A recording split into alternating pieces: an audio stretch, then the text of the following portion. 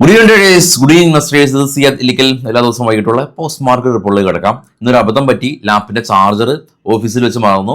അപ്പോൾ അത് നേരെ എടുത്തിട്ട് വന്നിട്ട് ഇൻ ഡീറ്റെയിൽ ആയിട്ടുള്ള പോസ്റ്റ് മാർക്കറ്റ് ചെയ്യാൻ സമയമില്ല. എങ്കിലും നമ്മൾ ഇന്നത്തെ മാർക്കറ്റിനെ കുറിച്ച് മാത്രം ചർച്ച ചെയ്യാം. സ്ക്രീൻഷോട്ടുകളോ മറ്റുള്ള സ്റ്റോക്ക് ന്യൂസുകളോ ഇല്ല. മാർക്കറ്റിലേക്ക് വരുമ്പോൾ ഇന്ന് മാർക്കറ്റ് വാച്ച് ചെയ്തിട്ടുള്ളൂ.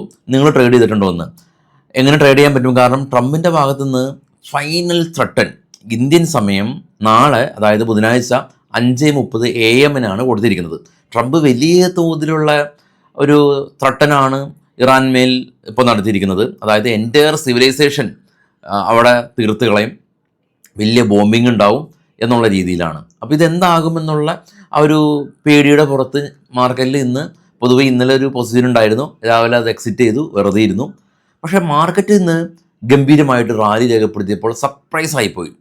23,000 പോയിൻ്റൊക്കെ കവർ ചെയ്ത് പോയി. വിപ്രോ, ഇൻഫോസിസ് തുടങ്ങിയ IT സ്റ്റോക്കുകളാണ്, സ്റ്റീൽ സ്റ്റോക്കുകളും ഇന്ന് മാർക്കറ്റിൻ്റെ മുന്നോട്ടുള്ള ആ ഒരു കുതിപ്പിന് ചുക്കാൻ പിടിച്ചു. റിലയൻസ് ഇന്നലെ 3% ഫോൾ ആയിരുന്നു, ഇന്ന് ഫോൾ ആയിരുന്നില്ല. അതുകൊണ്ട് റിലയൻസിൻ്റെ ഭാഗത്തുള്ള ആ ഒരു പ്രശ്നം ഉണ്ടായില്ല.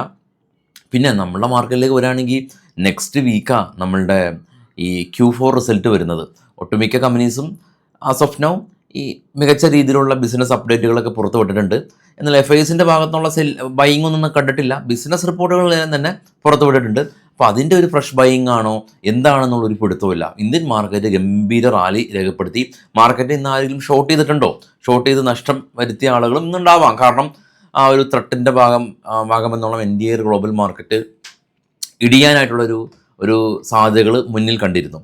പക്ഷേ ഇപ്പോൾ ട്രേഡ് ചെയ്യുന്ന ഗ്ലോബൽ മാർക്കറ്റ് ഇടിവിലാണ്. അതായത് നമ്മുടെ മാർക്കറ്റ് സമയത്ത് ഡോ ഫ്യൂച്ചർ, യൂറോപ്യൻ മാർക്കറ്റ് എല്ലാം തന്നെ പ്ലസ്സിലായിരുന്നു. പക്ഷെ ഇപ്പോൾ ട്രേഡ് ചെയ്യുന്ന ഡോ ഫ്യൂച്ചർ നെഗറ്റീവിലേക്ക് പോയി, യൂറോപ്യൻ മാർക്കറ്റ് നെഗറ്റീവിലേക്ക് പോയി, ബ്രന്റ് ഓയിൽ 110 എത്തി. അപ്പോൾ അത്തരത്തിൽ ഭീതി പതിയെ മാർക്കറ്റിലേക്ക് വന്നിട്ടുണ്ട്. പക്ഷെ പണ്ടത്തെ പോലെ ട്രംപിൻ്റെ ആ ഒരു പ്രസ്താവനക്ക് അനുസരിച്ച് 1000 point gap up gap down പരിപാടികളൊക്കെ ഇപ്പോൾ കുറച്ച് കുറഞ്ഞിട്ടുണ്ട്. എന്നാലും ഒരു വലിയ രാജ്യത്തിൻ്റെ പ്രസിഡൻ്റാണ്, പുള്ളി പറയുന്നത് മാർക്കറ്റ് റിയാക്ട് ചെയ്ത് പോരുന്നുണ്ട്. എനിവേ, അപ്പോൾ ഇന്ന് പൊസിഷൻ ഇല്ലാത്ത ആളുകൾ സമാധാനമായിട്ട് ഉറങ്ങാം.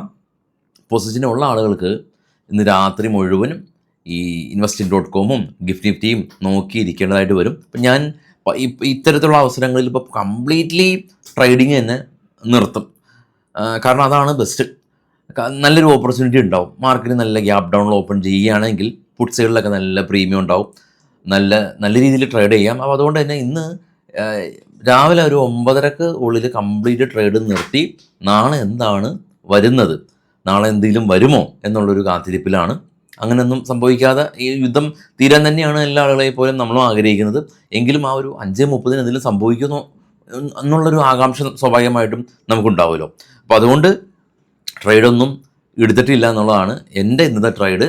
അപ്പോൾ എനിവേ, ഈ ചാർജറിൻ്റെ ഇഷ്യൂ കാരണം മറ്റുള്ള സ്റ്റോക്ക് ന്യൂസിലേക്ക് പോകുന്നില്ല. നമുക്ക് നാളെ രാവിലെ പ്രീ മാർക്കറ്റിൽ കാണാം. എല്ലാവർക്കും ശുഭരാത്രി. Thank you.